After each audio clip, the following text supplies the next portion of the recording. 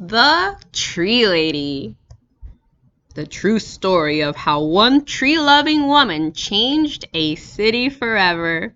Written by H. Joseph Hopkins, illustrated by Jill McElmurry. Katherine Olivia Sessions grew up in the woods of Northern California. She gathered leaves from oaks and elms. She collected needles from pines and redwoods.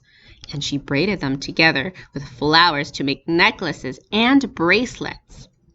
It was the 1860s, and girls from Kate's side of town weren't supposed to get their hands dirty, but Kate did. Kate listened well in school. She learned how to write and count. She remembered the poems and stories she read, but best of all, she liked studying wind and rain, muscles and bones, plants and trees, especially trees. Most girls were discouraged from studying science, but not Kate. Kate felt the trees were her friends.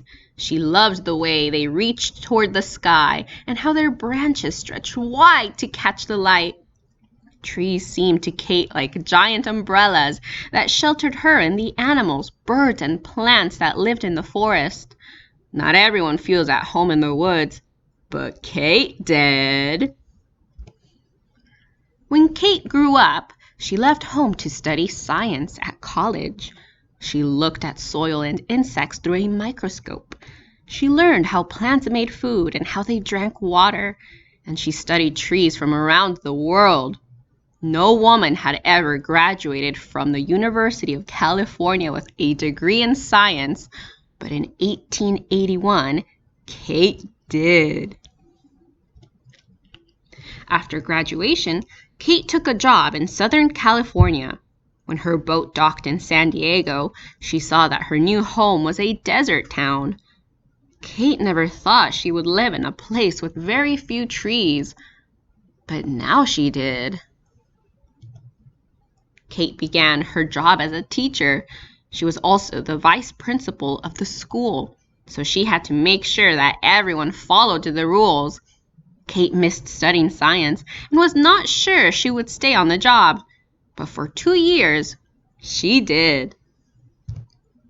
From her school, Kate could see City Park in the hills above town. It was called a park, but it didn't look like one. It was where people grazed cattle and dumped garbage. Most San Diegans didn't think trees could ever grow there, but Kate did. With Kate's love for the woods, she thought San Diego needed trees more than anything else, so she left teaching to become a gardener. She knew she must plant trees that could live in dry soil with lots and lots of sunshine. Her friends worried Kate wouldn't find trees like that, but she did. Kate became a tree hunter. She wrote letters to gardeners all over the world and asked them to send her seeds that could grow in a desert. She also traveled south into Mexico to look for trees that liked hot, dry weather and steep hills and canyons. But not everyone knows how to hunt for trees. But Kate did. Soon, Kate's trees were planted along streets, around schools, and in small parks and plazas all over town. People bought trees from Kate's nursery and planted them in their yards. From elms and oaks to eucalyptuses and palms, by the turn of the century, young trees from Kate's nursery were growing in every part of San Diego. Most people didn't think a desert town could sustain so many trees, but Kate did. Then, in 1909, the city leaders announced that a great fair called the Panama California Exposition was coming to San Diego in 1915. The fair would be held in City Park, which is now called Balboa Park. Kate felt Balboa Park still needed more trees, thousands more, to look beautiful and to shade the visitors that came to the fair. Oh, trees, Trees! More trees! That was too many trees for Kate to plant by herself, but she knew lots of people could do it together. She asked her friends to bring their friends and come to the park for tree planting parties. Again and again, people volunteered to help. Those volunteers weren't sure they could plant enough trees, but before long, they did.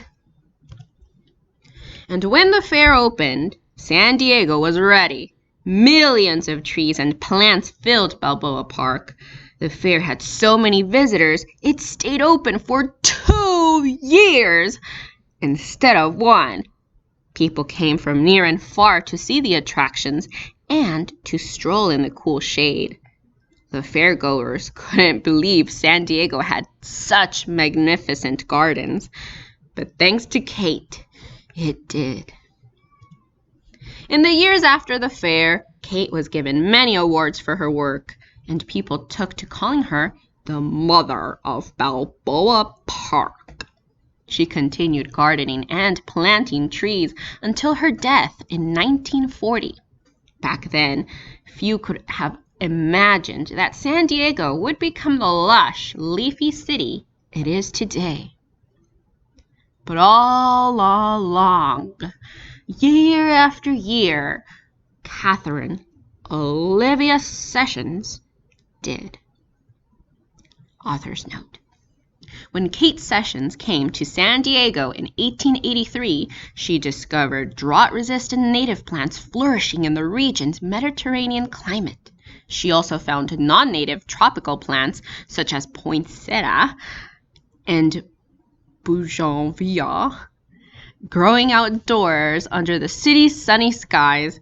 Kate saw that the landscape, running as it does from the seashore to the mountains and farther east into the desert, included many subclimates. This made the area perfect for growing a great variety of trees and plants. Yet San Diego City Park was dry, dusty, and all but barren. Kate wanted to change that. In 1892, Kate made a deal with city leaders to use land in City Park for a plant nursery. In exchange, she promised to plant 100 trees in the park every year and give the city 300 more trees for planting in other places. People loved Kate's trees, and by the early 1900s, 1 in 4 trees growing in San Diego came from her nursery. Though Kate is most celebrated for her work in City Park, which was later renamed Balboa Park, she wasn't just interested in big projects like the Panama, California exposition. Kate wanted everyone to be successful in the garden. For more than 40 years, she wrote newspaper and magazine articles that introduced plants and explained how to care for them. And for decades, she played a leading role in the San Diego Floral Association's monthly meetings, where she was loved for her sparkling, witty, and encouraging answers to gardeners' questions. In 1939, just a year before she died, 82-year-old Kate attended a festival luncheon, a fussy doodle, as she called such affairs, where she was the first woman to receive the Meyer Medal, an award given for exemplary service to horticultural science. Kate received many honors during her lifetime, but the one that pleased her the most was being called the Mother of Balboa Park. Thanks to Kate, the park has come a long way from its humble beginnings. Today, it remains a haven for the people of San Diego and for the 14 million visitors who come each year to enjoy its enormous variety of trees, shrubs, flowers, and vines. The end.